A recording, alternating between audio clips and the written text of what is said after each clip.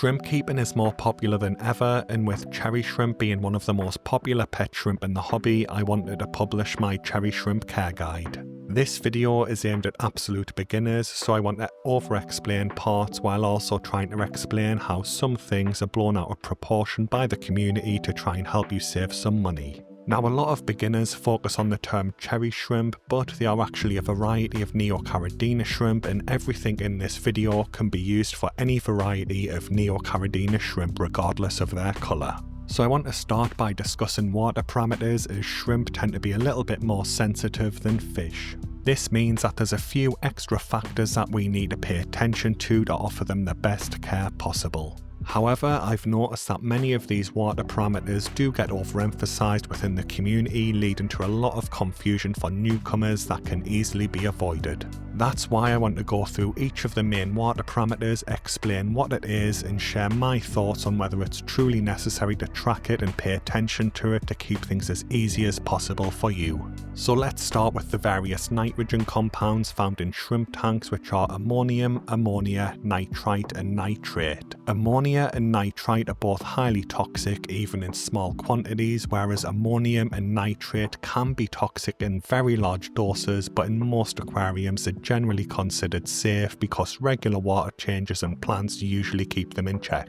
Shrimp produce ammonia through their waste, while uneaten food and decaying plant matter in their tank can also increase ammonia levels. Beneficial microorganisms in the tank then convert the toxic ammonia into nitrite, which is also toxic, and then into nitrate, which is less harmful. Live plants can help control all of these compounds, but most tanks will rely on colonies of beneficial microorganisms such as bacteria and archaea, which we cultivate in our tanks via a process called cycling. My preferred way to cycle a tank is with the dark start method, which is very popular on the aquascape side of the hobby, and it usually takes 4 to 6 weeks from a standing start. I link to the Green Aqua guide in the description, but I usually set my tanks up with the Substrate, Hardscape, and any decorations and accessories, then I'll dose it with an ammonia solution such as Dr. Tim's. There's plenty of beneficial microorganisms in tap water, so when you fill your tank up, these microorganisms will naturally enter the tank and start to feed on the ammonia.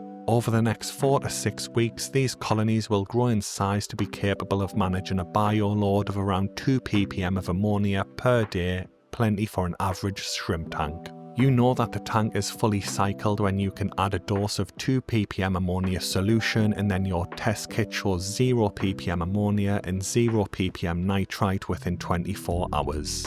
Then you can add your plants and fish, but depending on the specific plants you choose, it might be worth waiting another month before you add your shrimp, but I'll touch on that later when I talk about copper. To monitor the progression of these nitrogen compounds in your tank, you'll generally have 2 main testing options, which are paper test strips and liquid test kits, and I'll put an affiliate link to both in the description. I highly recommend getting some form of test kit, as small amounts of ammonia and nitrite can be toxic to your shrimp and quickly cause problems. Liquid test kits are usually more reliable, giving a more consistent and accurate result, but they're usually around 3 times more expensive than the paper strips.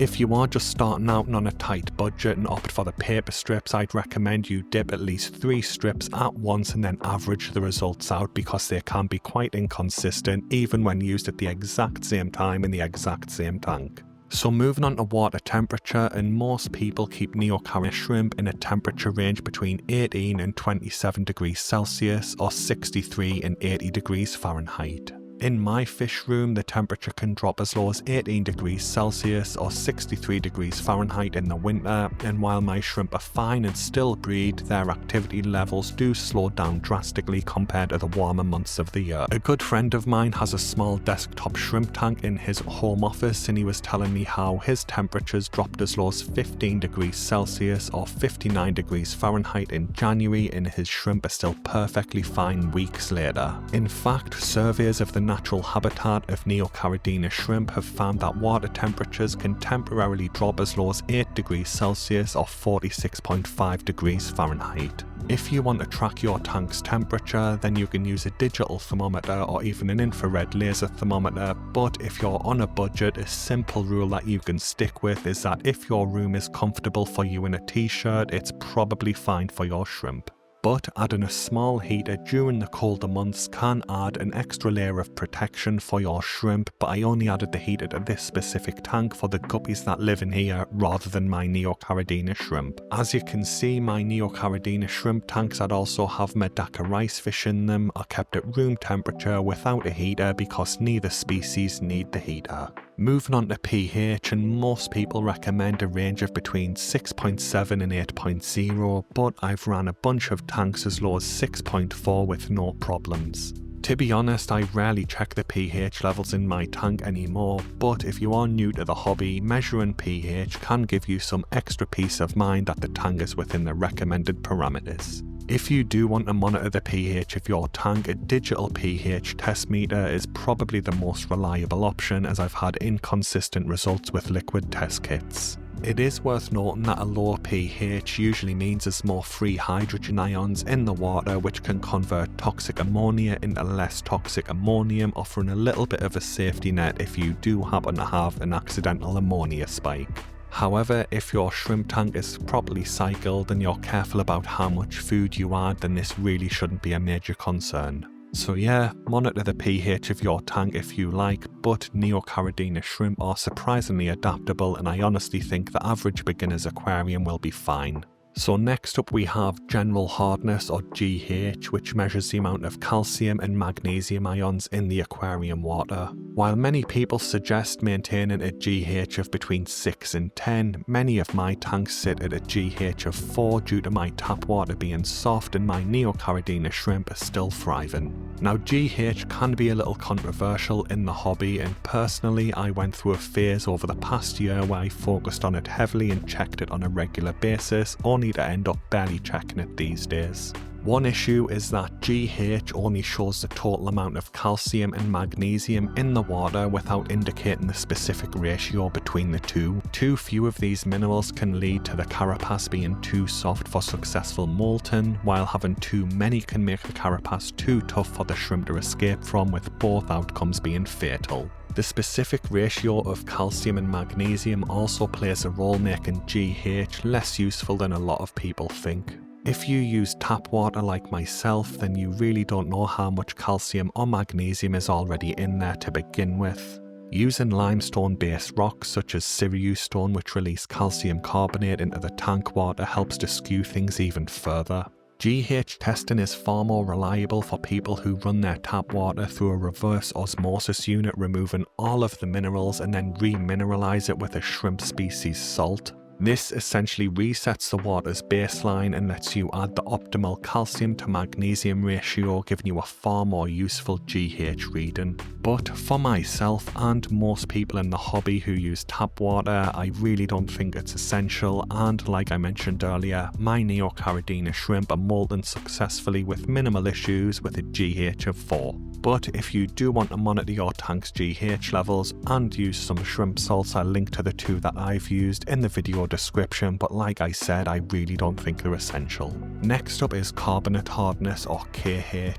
While Neocaridina shrimp don't technically need KH for molting or general health, having some KH in your water offers two key benefits. The first one is that KH helps to buffer the pH of your tank using the carbonate and bicarbonate ions to neutralize acid, which helps to maintain a stable pH level, reducing the stress on your shrimp. The second benefit is that many of the ammonia oxidizing bacteria that convert the toxic ammonia into nitrite require a small amount of KH in the water to function. Most tap water already contains enough KH for this, but if you are using a reverse osmosis pump, then you may need to remineralize and add a small amount. Now, there is some debate on how much KH is necessary for these two functions, but my tap water has a KH of 3 and it does the job without issue. Just like GH, I used to monitor my KH out of curiosity once a week, but I honestly haven't checked it in months and I really don't think it's essential for most people. Next up, let's talk about copper, which again is another semi-controversial topic when it comes to keeping shrimp. Although Neocaridina shrimp do need small amounts of copper for normal bodily functions, even a slight excess can potentially cause problems. Now the reason this is controversial, as there is evidence that small amounts of excess copper can slightly tweak the colour of your shrimp, but as this increases it can become fatal, and there's a lot of discussion on how much copper is in between these two extremes. I get most of my shrimp from Best Aquarium Shrimps UK on eBay, and I highly recommend him, and I link to his store in the description, but he does send out a note with his orders recommending against adding shrimp to a newly planted tank. The concern is that any remaining rock wool on the plant roots could release enough copper to cause a spike that could cause problems with your shrimp in a newly planted tank. This risk will quickly subside after a couple of weeks due to water changes and plants managing this copper spike, but that's why I mentioned earlier that depending on the plants you add to your tank, it might be worth waiting a month before you actually add your shrimp to the setup. Now there are some copper test kits on the market, but in all honesty I've never personally used one. In my experience, having plenty of plants in your tank, especially floating ones or fast growing stem plants, can help absorb the excess copper in the water and help offer some peace of mind when setting up a new shrimp tank.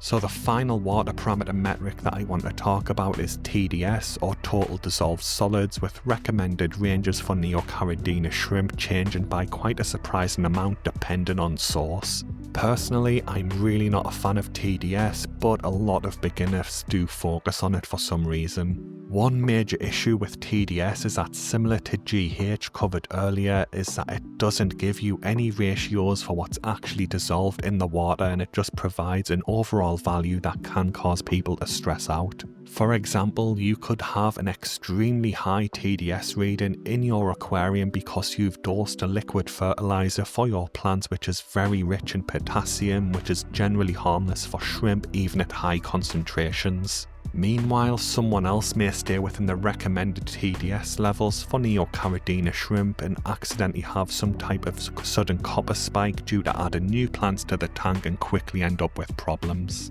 Another point is that most TDS meters that look like the one on screen are actually electrical conductivity meters with a slightly modified algorithm that estimates TDS. These can't detect certain organic compounds such as lipids, proteins and sugars because they don't conduct an electric charge, so the reading will always be off. Just like GH, TDS is more meaningful for people using reverse osmosis water, as they reset the water's mineral content and then remineralize it with a specific shrimp salt so you know exactly what's contributing to your TDS. However, if you're using tap water like myself, I really don't think TDS is a helpful metric, and it's very rare that I check it. So yeah, just to round up the water parameter section, I highly recommend that you pay attention to the ammonia and nitrite levels in your tank, at least until it's a few months old and has a more robust microorganism colony to deal with any spikes. I honestly think that the other metrics are very conditional and dependent on your specific setup may not need tracking at all. The average person setting up their very first shrimp tank should be fine, especially if you add some fast grown live plants and do semi-regular partial water changes. So let's move on to tank setup, and one of the most important things to consider is your tank size. I highly recommend a nano tank for anyone looking to set up their first shrimp tank, as they are my personal favourite tank size for shrimp keeping. In the United States, these will usually range from 5 to 10 US gallons, but due to the US gallon to litre conversion, they are slightly larger in the rest of the world, coming in at 25 to 45 litres. Nano tanks are usually cheap, require minimal space in your home, and thanks to the low bioload of Neocaridina shrimp, they are usually very easy to cycle and maintain safe and stable water parameters, even though it is still a small volume of water. I'm a big fan of this size range, and I have a bunch of these in my own fish room, and my Neocaridina shrimp colonies are absolutely thriving in them. They're also big enough to support a decent sized shrimp colony plus a few small fish like guppies, endlers or medaka. For example, my 25 litre or 6.6 US gallon cherry shrimp and yellow Neocaridina tanks each house between 80 and 100 Neocaridina shrimp alongside some nano fish, and I never have water quality issues. Larger tanks do have their place in the shrimp keeping hobby, but costs and the size requirements required for them do increase, so I wouldn't really get one until you're comfortable and know that you do enjoy the hobby and you're looking to expand after your first tank. Moving on to filtration, and there's several excellent options available these days. For a beginner's first shrimp tank, an air-powered filter is often the best choice, as there's no moving parts in the tank that can present a crush risk for baby shrimp. A simple sponge filter is usually going to be the best air-powered filter option because they're cheap, very easy to use and easy to find, but box filters and matting filters can also work well, and I link to some in the video description. Now, I used to recommend these small USB air pumps, but I've had a lot of them fail over the last 2 to 3 months, and out of all of the ones I've purchased, only 2 of them still work, so I've switched over to the newer piezoelectric air pumps, which are a similar price. The piezoelectric design has no moving parts, so there's no diaphragm in the air pump to seize up and stop it from working. The only real downside of the piezoelectric air pumps is that they produce a lot less airflow, but like I mentioned earlier, if you're sticking with a small nano tank, then there's still plenty of airflow out of these pumps to hold the cycle on your tank. Other filter types that can work include hang-on-back spillway filters, which really work well, but you really should be looking to add some type of pre-filter sponge to keep baby shrimp out of them, because there is an impeller in there that can crush shrimp. Another great option is the hang-on-back canister filters that work very well, as they offer a ton of space for various different types of filter media to meet your needs, but again, use a pre-filter sponge on the intake. There are some smaller traditional canister filter options on the market that can work with nano tanks, but in all honesty, I just don't think they're worth the money for a shrimp setup because the bioload is just so small. Another possibility is a Wallstad style tank that uses live plants for natural filtration like this tank. While I honestly love this approach and it's something I want to expand further into in the future, I really don't think it's ideal for someone looking to set up their very first shrimp tank because there's a lot to learn in a very short period of time. Still, I will link to some videos in the description for anyone who wants to know more about Wallstad method tanks, but I honestly think that a cheap sponge filter with a cheap piezoelectric air pump is the best option for most people looking to set up their first nano shrimp tank. So moving on, and we get to substrate, and there's a lot of different substrate types in the hobby which can all work and each have their own pros and cons. Technically, inert substrate will be the best option for Neocaridina shrimp keeping because they won't tweak your water parameters, making things easier to manage. This does include bare bottom tanks, but inert sand and gravel are usually more popular, and they are usually very cheap and easy to use compared to other options. For example, in this tank I use a fine grain black gravel that doesn't affect the water parameters, helping to keep things stable. This aquarium is based on a contrasting black and white theme with pops of green from a couple of plants. There's no shrimp in it at the time of recording because I have to order them from the other end of the country, but I will be adding some white snowball Neocaridina shrimp when we get to the warmer months. I also have this tank with an undergravel filter that uses an inert medium grain gravel substrate that's still cycling, but I will eventually be adding shrimp to this setup too. Aquasoil is another option, and there's plenty of products on the market that perform slightly differently to each other. Most aquasoils will lower pH slightly, which can be useful for certain species of Caridina shrimp, but it's really not that necessary for Neocaridina shrimp like cherry shrimp, and some people avoid it because it will actively change your tank's pH. Personally, I've kept Neocaridina shrimp in several tanks that use aquasoil as its substrate, specifically fluval stratum, and I haven't had any issues. In my experience, the buffering effect that tweak your tank's water parameters usually fade within a few months anyway, and everything becomes more stable and the shrimp just start to breed and take over. Then there's the various dirt caps such as the Wallstad method. As I mentioned earlier, it does have more learning and care, but sticking to around ½ an inch of organic topsoil and then capping it with around 1 inch of sand or gravel with a 2mm grain size or less should keep you on the right track. Now, I briefly touched on bare bottom tanks earlier, and they can work, but personally I'm just not a fan of them because of how they look. It's just not my style and I haven't tried one, but I don't see any reason why they'd cause you problems with shrimp keeping. So just to round this section off, for anyone looking to set up their very first shrimp tank, I highly recommend that you use an inert sand or gravel since it's cheap, easy to find, easy to set up and low maintenance. So moving on to Hardscape, and the two main categories are driftwood and rocks, but tank decorations and 3D prints are also starting to serve a similar purpose and become more popular.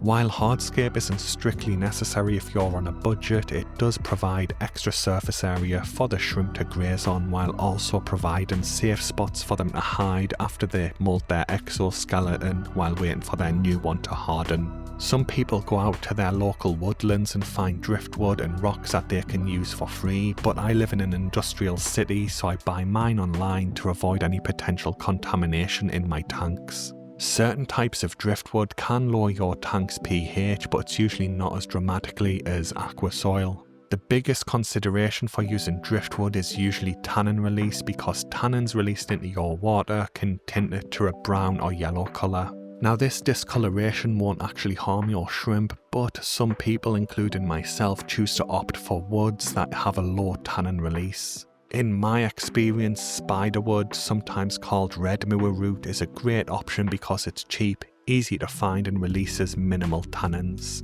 Corbo catfish wood also looks amazing if you find the right piece, and it also releases minimal tannins in my experience, but this one can be slightly harder to find and more pricey. Mopani wood is another cheap and widely available option, but this one will leach tannins for a couple of months before it stops. And another popular option is bogwood because it's very cheap and easy to find, but in my experience this stuff just leaks tannins into the water for months and months and months. So moving on to rocks, and unlike driftwood where some varieties can lower your tank's pH, with rocks some varieties can actually increase your tank's pH and GH. One of the more common examples is Sirius stone, which I use in several tanks, which will passively release calcium into the tank, increasing the levels, making it handy for shrimp that need to mould in soft tap water. Lava rock is probably the cheapest option because it's very lightweight and most hardscape is sold by weight, so you get more rock for your money. The porous surface area of lava rock can also help encourage beneficial microorganisms, algae and biofilm growing to help your ecosystem develop. Some of these microorganisms can also help maintain safe and stable toxic ammonia and nitrite levels, keeping your shrimp safe, and I use it in a lot of my tanks. Now, there's a lot of rock types and driftwood types in the hobby these days, so you can go off and do your research, but I usually stick to the ones that I've already mentioned. So let's move on to plants, and there's countless options in the hobby these days, and the vast majority of them are perfectly fine to use in your first shrimp tank, but I usually would recommend you stick to the easy care species. Most reputable plant nurseries will use a tag system that will give an indication if the plant is in the easy, medium or advanced category, with the difficulty of keeping that plant increasing as you go up through those categories. As the name suggests, easy category plants usually do well in cheaper lighting units, which are common with beginners, making them perfect for people looking to set up their first shrimp tank. Moss is a fantastic option because it offers plenty of hiding spots for baby shrimp as well as freshly molted adults, while providing plenty of surface area for algae and biofilm that your shrimp can eat. This is Christmas moss, and it can be slightly more challenging than Java moss or Taiwan moss, but there's plenty of different moss types in the hobby you can choose. You can also use moss as a quick and easy low-tech carpeting option like I have in this tank if you tie it to stainless steel grids or use some 3D printed moss mats, but you can easily mount it on hardscape too if needed. Some other easy foreground plants that should work well in low lighting conditions include Helenthum telenum green and Neocaridina parvula if you don't like the look of moss. For background plants, Rotala rotundifolia or Hygrophila polysperma would be my top choices, as they're easy to maintain, easy to grow, they're also cheap and easy to find here in Europe. Now, to my understanding, Hygrophila polysperma is banned or at least controlled in most states in the United States, so Hygrophila deformis or water wisteria is often used as a good alternative. But fast-grown stem plants like these provide cover and grazing spots for your shrimp while also helping to regulate nitrogen levels, heavy metals and TDS, keeping your shrimp safe. You can also try other easy category stem plants as well as the larger Cryptococcine and Echinodorus varieties that will suit your tank size. For mid-ground plants, I usually pick something that fits the tank's aesthetics rather than offering any real practical benefit. If you have Hardscape in the mid-ground, then epiphytes like Anubias, Bucephalandra and Java Fern can all work well, but you can always add more moss if you like. If you have Substrate in the mid-ground, then the smaller Cryptococcine, Echinodorus and Lagonendra varieties are always good choices. Floating plants are often underrated, but they're an excellent option when keeping Neocaridina shrimp, especially if it's your first tank. Not only can these reduce light penetration, helping to control algae growth, but they also offer additional grazing areas as well as help control nitrogen compounds, heavy metals and TDS. Now, duckweed is probably the best option at these tasks, but it can be a pain to maintain. This is why a lot of people opt to go with giant duckweed, water lettuce, Amazon frogbit, salvinia, hornwort or redroot floaters, as they offer similar benefits but they're far easier to maintain in your aquarium. Finally, we get to one plant wonders like pearlweed, which is my personal favourite for a one plant wonder tank. This is my Wallstad method pearlweed jungle tank, and I started this with a single in vitro cup of pearlweed and then just let it grow out as it saw fit to keep costs as low as possible. Vallisneria and Sagittaria can also work well with this type of tank, but personally I'm a big fan of pearlweed, but I don't recommend it in other tanks where you'll have other plants, as it does take a lot of maintenance because it just grows so quickly. Moving on to lighting, and I've written a detailed blog post on aquarium lighting that I link in the video description. If you're just starting out in the hobby and plan to keep easy care plants, then I highly recommend either the Seora SR616 or the Nicrew HG058. Both of these are cheap entry-level lights with built-in timers and adjustable intensity settings, allowing you to customize the light to suit your tank's needs, and I'll drop a link to both in the video description. The main differences between the lights is the price and the timer options. The Seora SR616 is slightly cheaper but lacks an 8-hour timer setting, while the Haiger HG058 costs slightly more but does have the 8-hour setting. Now, a lot of beginners won't really care about the 8-hour setting, and personally I run both of these lights on maximum intensity for 6 hours per day, and it's very rare I have problems with algae. So yeah, if you are starting out, stick with either of those two lights, but there's a ton of options on the market that you can look into if you like. So we've covered water parameters, tank cycling and tank setup, so your aquarium should theoretically be ready for shrimp. However, it is generally a good idea to acclimate your shrimp gradually to your tank's conditions. The most common method is to place the shrimp into a container with their original shipping water and then slowly add small amounts of your aquarium water to the container. Drip tubes are cheap and can work well, but I personally prefer the pipette method where you manually add water every 15 to 30 minutes, as drip tubes can be inconsistent with their water flow, potentially causing problems. Now, there is some debate about how long you should actually acclimate your shrimp for before transferring them to your main shrimp tank, but in my opinion this depends on your country's water supply. For example, over 80% of US homes have hard tap water, so you can usually acclimate your shrimp quicker because there's a high chance of yourself and your shrimp breeder having similar tap water parameters. Things can be a little more complex here in Europe, but Germany, France and Spain often have similar water parameters regardless of where you are in the country. I'm in the United Kingdom, where tap water parameters can drastically change even in the same city. The shrimp breeder that I get my new colour varieties from lives here in a very hard water area, but I'm in the city all the way up here with very different water hardness levels. As you can see, if we zoom in on my actual city, I have 4 different water hardness levels depending on the part of the city you live in, and I'm in the northwest part, which has moderately soft tap water, very different from my shrimp breeders. This is why I usually acclimate my shrimp for a longer period of time, sometimes as long as 24 hours, because my tap water and the breeder's tap water are very different to each other. Now most people can do it for a couple of hours and their shrimp will be fine, but it's just from trial and error in my own experience that I use this longer period.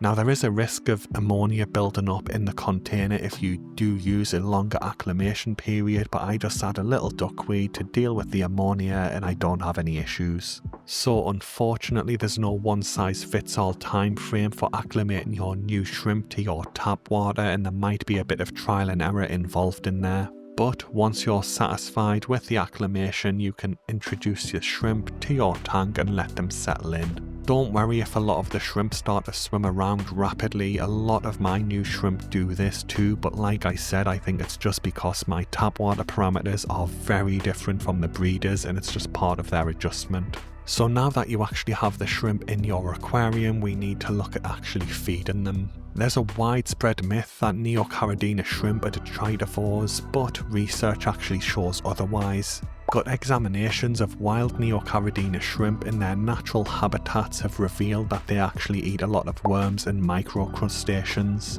This indicates that these shrimp are at least scavengers and possibly micropredators. I've personally always seen higher breeding yields in my tank when I use some sort of high protein food, and I'm guessing this is because it aligns closely with their natural diet in the wild. One of the easiest methods to feed your shrimp is just to let them feed on the algae and biofilm that will naturally grow in your tank. You can adjust your aquarium light's duration and intensity to try and encourage more growth of these natural food sources if needed. While this approach does keep things low maintenance and helps avoid any potential water quality issues, the limited food supply will usually result in a smaller shrimp population. Personally, I target feed my shrimp and deliberately add various foods to support a larger colony. I've tried a bunch of different foods with my shrimp, but some popular choices include shrimp snowflake food, fluval bug bites, bloodworms, algae wafers and leaves.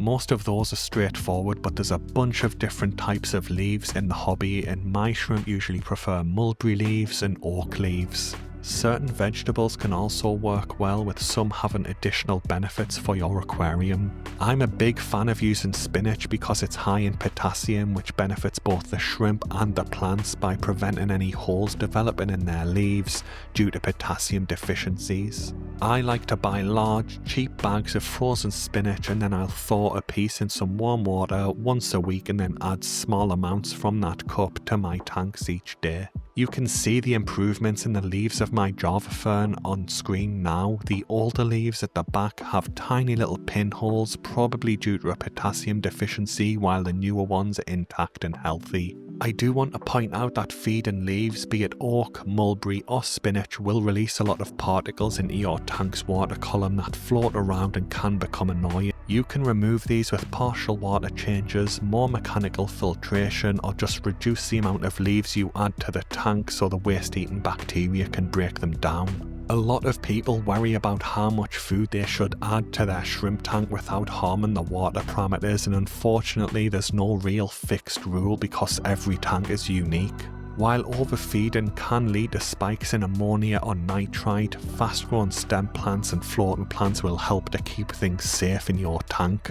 It's also worth noting that water temperature affects the metabolism and food requirements of your shrimp, so you can feed less during the colder months of the year without having to worry. A good starting point is to add a small amount of food to your shrimp tank and then check back 4 hours later to see if the food's gone and to check ammonia levels. The next day you can increase the amount of food by a small amount and then again check back after 4 hours to see if there's any left or if you have an ammonia spike. Just repeat this process of slowly increasing the amount of food you add until you see leftover food or start to have issues with ammonia. The only reason I chose this 4-hour window is because it fits my schedule a lot better than anything else, so feel free to test and adjust as your schedule permits. Just keep in mind that this is letting you artificially boost your shrimp's population in the tank with extra food that isn't naturally available, so you can't suddenly stop adding the food without potentially having problems. If for whatever reason you do need to start reducing the amount of food you add to the tank, you may need to rehome some shrimp, but thankfully most aquarium shops will take them off your hands. While on the subject of diet, I do want to touch on calcium supplementation. There is an absolute ton of shrimp-specific calcium products on the market now, and I've experimented with some of them in the past, but I don't use any of them these days. All of my tanks have shrimp in them and they cover a wide range of different water parameters and my shrimp mold without issue, so in my experience, these calcium supplements aren't necessary. I just wanted to point that out because I do see a lot of beginners buying those calcium supplements, and in all honesty, I really don't think they're needed for most people. So moving on to breeding Neocaridina shrimp, and although they are generally straightforward to breed, there is one major problem that beginners often encounter, and that is that you need to have male shrimp in your tank. Female Neocaridina shrimp tend to have the majority of the colour, so people new to the hobby will only choose the more colourful shrimp at their local aquarium store, often ending up with a tank full of females. If you're getting your shrimp direct from a breeder, you can usually request a mix that includes some females to avoid this, and I usually ask for a mix of 80% females, 20% males. But if you're shopping at your local aquarium store, the staff may not be able to accurately tell the difference between male and female shrimp, so try and opt for at least some of the smaller ones with the less colour that almost have a patchy look to them. These are more likely to be males, increasing the odds that you'll have male and female shrimp in your tank and they'll start breeding, but keep in mind that breeding does slow down during the colder months, so if you're setting your tank up in the winter, they're probably not going to start breeding until the spring, even if you do have the right mix.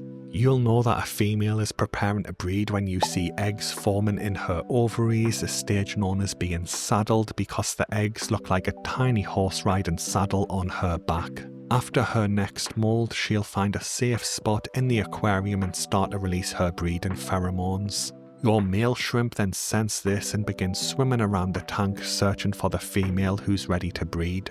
Once your shrimp mate, the female will start to carry her eggs under the tail, a phase called being buried. Over the course of around 30 days, these eggs will start to develop and tiny shrimp will appear, each looking for a hiding spot to grow out in safety. There are some specialist shrimplet foods designed to spread around the tank so baby shrimp have easy access to them, but I've personally never tried them. I just rely on the naturally occurring algae and biofilm that pretty much grows on every surface in the tank to serve as a food supply for the baby shrimp, and I've raised hundreds of shrimp this way over the last 12 months. Again, having moss in your tank is an easy way to provide extra surfaces for algae and biofilm growth while also offering hiding spots for the baby shrimp, making things even easier. I also want to quickly touch on different types of Neocaridina shrimp, as there's two main options in the hobby, which are Neocaridina davidii and Neocaridina palmata. The most popular palmata varieties are white snowball shrimp and blue jelly shrimp, but the rest of the commonly seen colours such as yellow, orange, green, red, blue, brown and black are from the davidii lines. I link to this chart in the description if you want to check it out, as it does serve as a good reference point for a lot of the common options of Neocaridina shrimp. It is worth noting that some colours have multiple options that can have very different prices. For example, red can mean the standard red cherry shrimp or the more expensive Bloody Mary shrimp, as both are red but look slightly different. Blue can also mean blue pearl, blue jelly, blue diamond, blue dream and blue velvet, so it's definitely worth doing your research into the exact one that you want, especially if one is more expensive than the other, because mis-selling is common. There's also Rilly shrimp, which feature two colours on the same shrimp. Although I don't currently have any Rilly shrimp, some people do prefer them over the standard single colour variants, and they are becoming more popular in the hobby. In my experience, red cherry, Bloody Mary and yellow Neocaridina shrimp have all been very hardy, easy to keep and beginner friendly. I also keep orange Neocaridina shrimp, but they have given me some trouble, and the line that I had for the orange Neocaridina did definitely seem weaker than the cherry shrimp, Bloody Mary and yellow Neos that I have. Neocaridina are also graded based on their colour coverage. The cheaper, low-grade shrimp often have patchy coloration, while the more expensive, higher-grade shrimp usually have a consistent colour across their entire body, including their legs. The problem with grading is that different breeders have slightly different systems, and the topic can be very controversial, especially when prices come into play. For beginners, red cherry shrimp are a great option because they're cheap, easy to find, easy to care for, and even their lower grades look fantastic these days. Moving on to tank mates and compatibility, and if you're new to Neocaridina shrimp keeping and want to maximise your colony size, then a shrimp only tank is your safest bet. However, I've successfully kept shrimp with fish like guppies, Medaka rice fish, neon tetras, cardinal tetras, chili rasboras, endless live bearers, harlequin rasboras, and Siamese algae. I've also kept them with slightly larger, more predatory fish such as honey gourami, pearl gourami, and betta fish, but the individual personality of those fish will play a huge role on how they interact with your shrimp. I've seen my honey gourami swim past tiny baby shrimplets countless times without paying them any attention, and I've never once seen them try to eat them. My pearl gourami tended to stay near the surface of the tank and rarely got close to the shrimp just because of the different layers that they occupy in the tank. But betta fish in particular can be very unpredictable, and I've currently kept 4 different bettas and each had their own unique personalities and way they'd interact with shrimp in their tank. Cooley was a very relaxed betta fish, and he would just watch the shrimp in his tank with curiosity, and I never saw him try to eat them once. Stitch would occasionally eat tiny baby shrimp if they got too close to him, but in general he just ignored them and did his own thing. Marmalade did try to eat the shrimp for her first week in the tank, but I honestly think it was out of curiosity because she'd probably never seen them before, but these days she's gave up and realised it takes effort to catch them, and I'll just feed her every day anyway. Skittles, on the other hand, had an extremely high prey drive, and she would consistently hunt the Neocaridina shrimp in her tank and ignore food that I added, so it forced me to move the entire colony to a different tank. Unfortunately, there's no way to know how your betta fish is going to react to having shrimp in its tank until you test it. There's plenty of other fish species available in the hobby as well, but I only like to talk about things I've personally kept, so there's a lot of trial and error and research out there that you can do depending on exactly what you want to do with your aquarium.